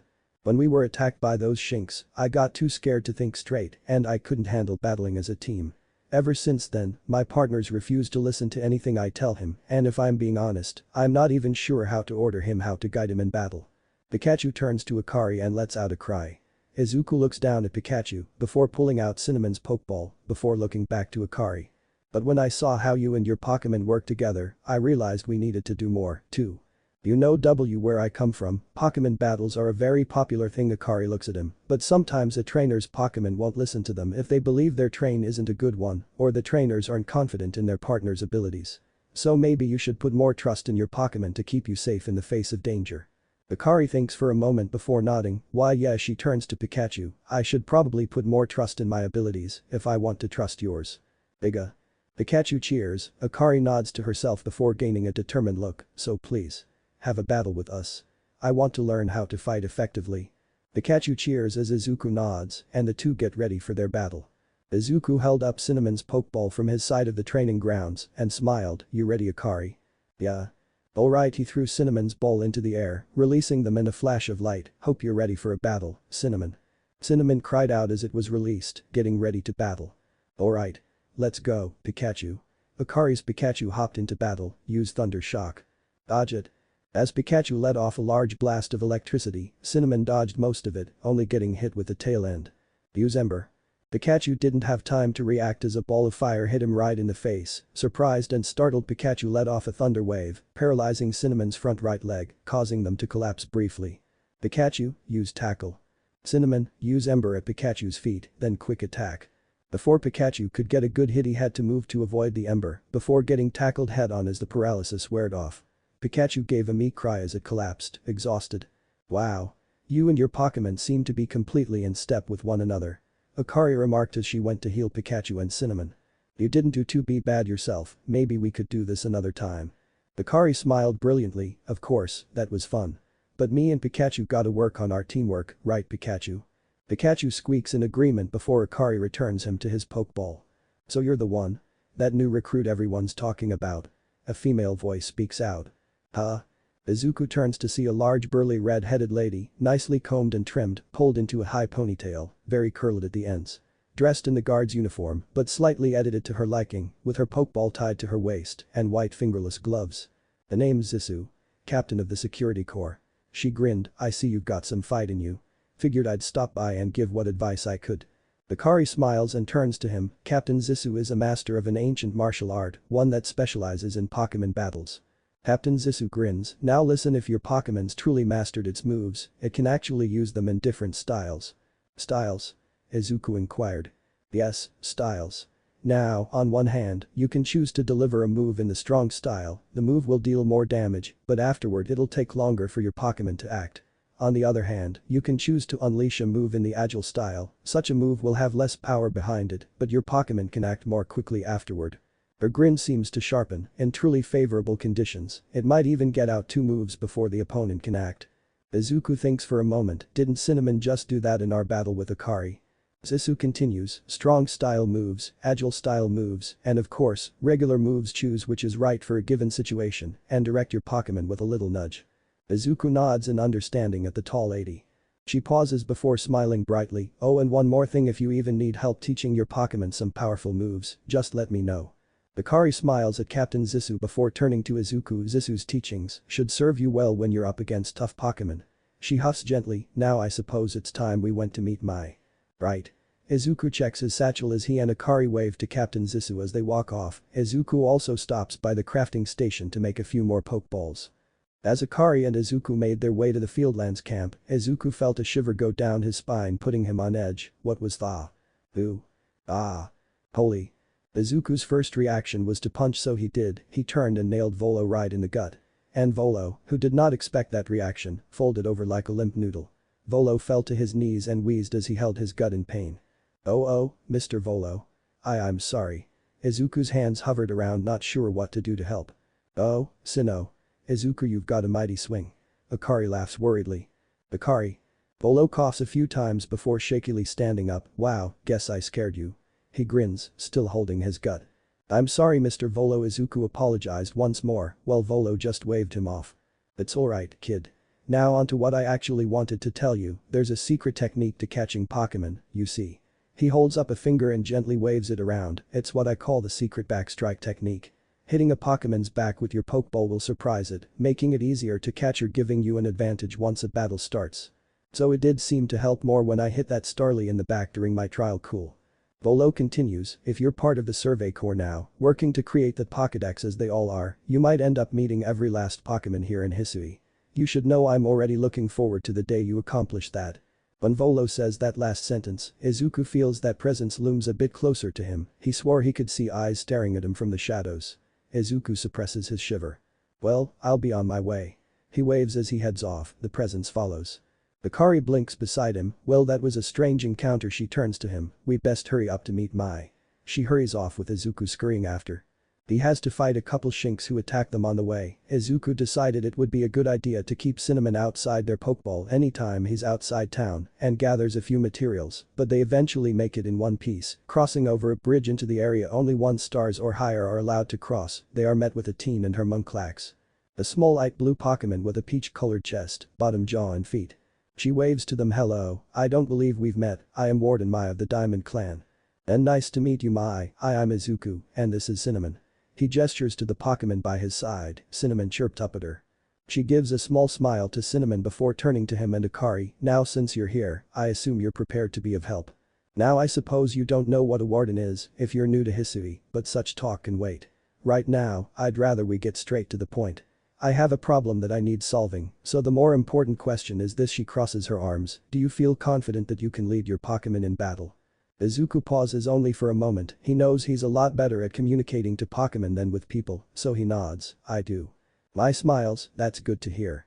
That security corps of yours wasn't up to the task. Looking down she gestures to the Munchlax beside her, this here is my partner, Munchlax. We were raised together like siblings, he battles at my side by choice, without using those silly little balls you use, watch and learn. She grins at him as Munclax growls happily. "Oh, you want to have a battle?" Izuku questioned. "Yes, I have to make sure you are up to the task." Bakari grins beside him. "You can do it, Izuku." "Hey, alright Mai, I accept your challenge." He sees Cinnamon nod in his peripheral vision. They separate from each other, far enough away that they won't fall victim to the battle between the Pokemon, with Akari as a referee of sorts. Izuku starts the battle off with an ember that singes some of Munclax's fur. He will later apologize to Munclax for messing up its fur. Munclax uses rollout which hits home because Izuku wasn't able to react in time to warn Cinnamon, but Cinnamon is a strong Pokemon and gets back up ready to continue. He looks to Munclax who seems fixated on using rollout. Good, he can work with that. Cinnamon, quick attack to the right. Cinnamon follows his order. He's not sure if they caught on to what he's about to do. Looking at Mai, he can suspect she knows he's plotting something. It's too late to stop it anyway as he sees Munclax getting ready for another rollout. Munclax kicks up dirt as it moves fast, heading right towards Cinnamon who is standing in front of a large boulder. Mai's eyes widened as Izuku grins. "Wait, Munclax." Cinnamon dodge quickly. Cinnamon dashes left just as Munclax reaches them and subsequently unable to stop her turn as he bashes head first into the boulder. Izuku winces as the boulder shakes from Munclax's impact. Munclax staggers before collapsing on his back. The three of them hurry over to Munclax to make sure he's alright. "Is he alright?" Izuku asks Mai. She nods. "He's fine, just knocked out." Bakari lets out a quiet "battle decided" before patting Izuku on the back. Mai pulls out 2 potion bottles, pouring one of the bottles on Munclax before shuffling over to Cinnamon to heal them, while Izuku pulls out an oran berry from his satchel. Here, to apologize to Munclax for tricking him into attacking a boulder. He holds out the berry to Mai, who takes it in hand. "Thank you, I'm sure he will appreciate it." Izuku nods before turning to check on Cinnamon as Akari turns to Mai to have a quick conversation. Cinnamon's bumps and bruises have already healed. He smiles before scratching them under their chin. "You did a great job, Cinnamon, thank you." He smiles and picks them up before turning to Akari, Mai and the now awake Munclax. "You really aren't one of those usual galaxy buffoons. If you could beat my Pokemon." She looks at Munclax. "Well fought, Munclax." Munclax growls in happiness at the compliment. Mai looks back to him. "And I let you have these. You people make all kinds of things with your crafting, don't you? These should prove to be useful materials." She hands him 3 Vivichucks, great for making revives. Which he has Akari help him with putting them in his satchel. "I can't wait till Captain Silene gets me more room for items." Mai gives a small smile. "You and Cinnamon fought well together. You practically acted as one with them." She pauses in thought, "rather like the legendary hero of all, the one we tell stories of to our children." Izuku blinks. Is it really that hard for them to connect with each other? Both Pokemon and humans. "I think you're indeed the one for the job." She nods. "You see, I need someone to deal with an alpha Pokemon causing trouble upon Deertrack Heights. It's a large fearsome foe like any other alpha, but you'll come, won't you?" He nods. "Oh, of course, if why you both could explain what alpha Pokemon are." "Of course, but before we continue, I must ask. Do you already know about Almighty Sinnoh?" "Almighty Sinnoh? I suppose that's to be expected. Allow me to sketch out the basics. Almighty Sinnoh steers all time. It's said to have created the very universe using its power over time's flow, and this land of Hisui was born in the process. It's by the grace of Almighty Sinnoh that Pokemon can live and thrive here." She pauses to breathe before continuing. "We of the Diamond Clan are descendants of the people who originally crossed the sea and settled here in the Hisui region to venerate Almighty Sinnoh. However, it stole away from the world long ago, hiding itself from our sight. Almighty Sinnoh has only rarely been seen by any human, if the old tales are to be trusted. But there are still Pokemon here today in Hisui with a connection to Almighty Sinnoh, and it is the duty of wardens like myself to attend to their needs." She turns to face the large slanted hill in the distance. "The Pokemon that graces Deertrack Heights is one of those honored few. It is directly descended from a Pokemon that was blessed with Almighty Sinnoh's protection." "Ah, is that what I sound like when I mumble? Follow me, and you may understand." She turns and starts walking up to Deertrack Heights. Izuku follows quickly after, setting Cinnamon down, Akari right on his heels. He tries not to take too many detours, but he does have to have a few fights with wild Pokemon and gather some berries. He also catches a few Cricketid and Geodudes. He plans on releasing most of his catches when he's done writing their page in the Pokédex. As they reach Deertrack Heights, they turn to look down the path at the sound of someone running. That someone happened to be the professor running after them with Rowlet fluttering after him. "Oh? So even your professor decided to join us?" Mai comments. He stops a few feet away from them, huffing and puffing from his sporadic jog to catch up to the five, or them. He wipes some sweat off his brow, Rowlet landing on the ground beside him. Will you thank goodness I got here in time. He pulls out his camera as he finally catches his breath. As a Pokemon researcher, I could hardly miss out on a chance to observe an alpha, now, could I? My huffs, I suppose that is your business fine as long as you stay out of the way. She turns and looks to the wide expanse in front of them, guarded by stone walls all around. Well, not really, it just looks like it. This is Deer Track Heights. This is where I've long come to pay tribute to a special Pokemon, a Pokemon descended from one of those ancients blessed by Almighty Sinnoh. Just as she finishes talking, a cry resounds around Deer Track Heights. Both Laventon and Akari startle and shake. Mai just stares in disinterest, but she had a bit of tension in her shoulders. Izuku jumps a bit while Cinnamon hisses and spits off fire from their back. Up. The large orange bug Pokemon ran into the center, clacking its arms against each other. That's not it. Izuku huffs a quiet laugh from the deadpan delivery. That's only a troublemaker, here to disturb the peace with its racket. What Izuku thinks is a Cricketune drags its arms across each other, once again creating a rumbling sound in the area. It cries out again. And that's what you're here for, Izuku. To drive that interloper from this place. I'll ensure your Pokemon are ready for battle. After giving a quick check to Cinnamon, Laventon seems to finally get out of his shocked state. Upon my word, what a large specimen. Little wonder alpha Pokemon are feared across the land if they're all as oversized as this one. He takes a picture. Exactly. They're not only big, though. They are strong and may know moves that others of their kind do not. They're not to be trifled with, let me tell you. Nevertheless, she looks at Izuku. I believe you are stronger still than this alpha. So go show it that, beyond any mistaking. Right. Laventon cuts in, be careful, Izuku. Size is a potent weapon in and of itself. No doubt this alpha is a powerful and hardy foe. If you must face it, make sure your Pokemon have some strong moves at their disposal. Izuku nods as Akari gives him an encouraging thumbs up. Looking at the alpha Cricketune, he decides it would be better to think of a plan for this one beforehand. Looking to the ground, he notices most of it is dry dirt and loose bits of gravel. Bug types have weaker protection around their eyes, and Cricketune has rather large eyes. Alright, I have a plan. Izuku gets down on one knee to whisper to Cinnamon, who has been patiently waiting by their trainer's side a little anxiously. He scratches the top of Cinnamon's head to get their attention. I'm going to need you to pay attention to where the Cricketune is for me, as you're going to have to kick up as much dust as you can, then, and I know you might struggle, but I want you to at least try to light your back flames while you use a quick attack while rolling like how Akari showed us earlier. Alright. Cinnamon stares at him for a minute before huffing as the back flames spark to life. They turn and get ready to go on his command. Izuku took a deep breath, trying to cool his nerves. Sure, he has at least one other Pokemon in his pouch, but he hasn't had the chance to talk to them and ask if they could help him if Cinnamon faints, but it will be alright, he believes in Cinnamon. Alright, another breath, he picks up a few rocks, let's go. Cinnamon uses a quick attack to get close to attract the Cricketune's attention, which works. Cricketune turns to attack, its arms glowing with power, but Cinnamon is quick to use another quick attack to kick up some dust to hide in. Izuku pays attention to where Cinnamon's back lights up and throws a rock opposite to their position, attracting the Cricketune's attention elsewhere. Cricketune launches its attack, but only manages to clear a bit of the dust. Fire sparks behind it as Cinnamon kicks off the ground, barreling towards the large bug. Curling in on themselves, they roll mid-air towards the larger Pokemon's back, setting themselves ablaze. The Cricketune, caught unawares, falls and recoils as the flaming Echidna-like Pokemon slams into its back.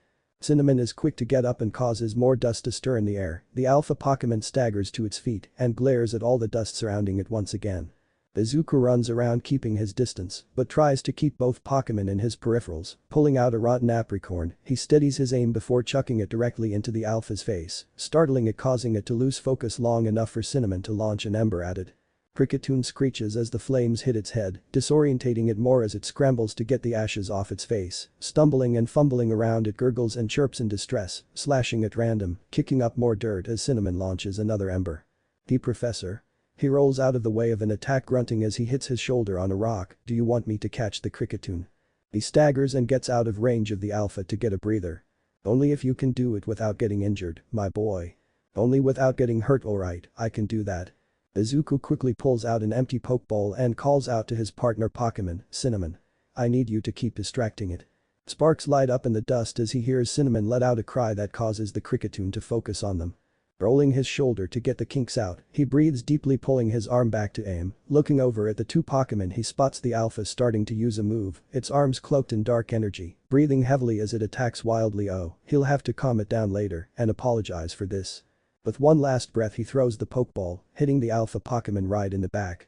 The Pokeball opens and pulls the Cricketune inside, shaking to get out. 1, 2, 3.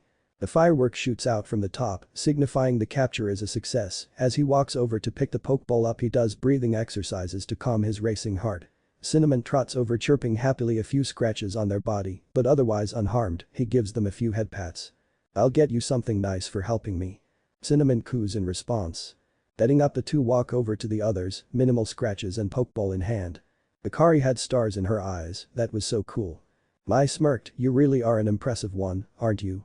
She pauses. "Seeing someone best in alpha like that, it truly reminds me of the legendary hero of old." Mai walks a bit closer. "We'd best make sure Cinnamon is taken care of after facing off against such a foe." Pulling out a potion bottle, she sets about healing the small Pokemon. As she does, Izuku turns to Laventon and Akari. "The professor?" "Yes, my boy. I'm going to need help with calming down and healing Cricketune later, so maybe you, Roll-It and Akari can help me with that." Laventon smiles gently. "Of course, I'll help. It would be much easier to study cooperative Pokemon." Mai finishes up healing Cinnamon and stands up to start talking again before. "Why air? What in the world?" Laventon stammers as Izuku, Akari and him look on in shock at the large white stag with golden antlers that stands on the cliff above them. Mai smiles gently. "It's the great Wardeer." Wardeer turns and makes his way down the ledge gracefully, slowly walking over at his own pace. Pausing a few meters from them, he stares at them with a stern gaze, his look softening as it lands on Izuku and Mai. "He looks upon you with kindness, Izuku." He bows his head lightly before turning away from the group and taking his leave. Mai turns to Izuku. "I'd say the great Wardeer has taken a liking to you. That is fortunate. He is an esteemed Pokemon that can dash across the expanses of Hisui, while bearing a human on his back, a human he deems worthy." At least. She pauses and looks to where Wardeer walked off to. "He is a blessing to us all." That kind of reminds me of Panitas and Rapidashes and how they only allow those they trust to ride along their backs without harm. Laventon claps his hands. "Remarkable. Truly outstanding stuff. A Pokemon letting someone ride on it, why it's just like the ride Pokemon of Alola." "Oh, that's right. Alola has certain Pokemon that are used for travel." "Oh, Izuku." Akari exclaims. "Why yeah, Akari. Captain Silene said that once you finish this, we'd be able to set up a base camp here." Laventon hums. About that. "I know this was a joint decision by Adaman and the commander, but still, is it truly fine for us to set up more base camps like this?" Mai turns to him. "The Hisui region is a land created by Almighty Sinnoh for the sake of its Pokemon. As long as your goal is to coexist and thrive together with the Pokemon, then I imagine you should be allowed to use this land." The great Wardeer has taken a liking to Izuku as well. This is a good sign. She turns to Izuku. "You have my thanks for what you did today. Our clan leader will hear of how you added us. I'll come to show my appreciation with a proper reward as soon as I can." And no, it's alright Mai, I don't need anything in return." "Nonsense, you helped a lot, you at least deserve something in return." "Eh?" Mai narrows her eyes. "Oh okay, thank you." She nods and waves goodbye as she and Munchlax walk off. Akari speaks up. "If we want to coexist and thrive with Pokemon, we'll need to stop fearing them and start getting to know them better. That starts with completing the Pokédex." She looks off down the trail. "Anyway, we should be able to have that base camp set up once the construction corps arrives." By the time the construction corps along with a few security corps, it was early in the evening. It took about an hour before the entire camp was set up. Due to how late it was, they decided it would be a good idea to stay at the camp for the night. Izuku stays out a bit longer, finding a few Drifloon to catch before going into his tent. Cinnamon sits curled up on his side while he lays down. He gently scratches their head. "Cinnamon." Cinnamon shifts to look at him and questioning chirp. "I think it would be a good idea to add another Pokemon to our team. I have a few Pokemon in my satchel that we could ask to join us. What do you think?" Cinnamon sniffed before letting out a quiet but happy chirp. Izuku smiled. "Thanks bud, we'll get our new friend tomorrow." With that he rolled over and cuddled Cinnamon, the two falling asleep together. That's it for today guys, hope you all enjoyed this video. If you do, consider leaving a like, share and subscribe. And don't forget to check out the author of this story. All details in description. Thanks for watching, take care.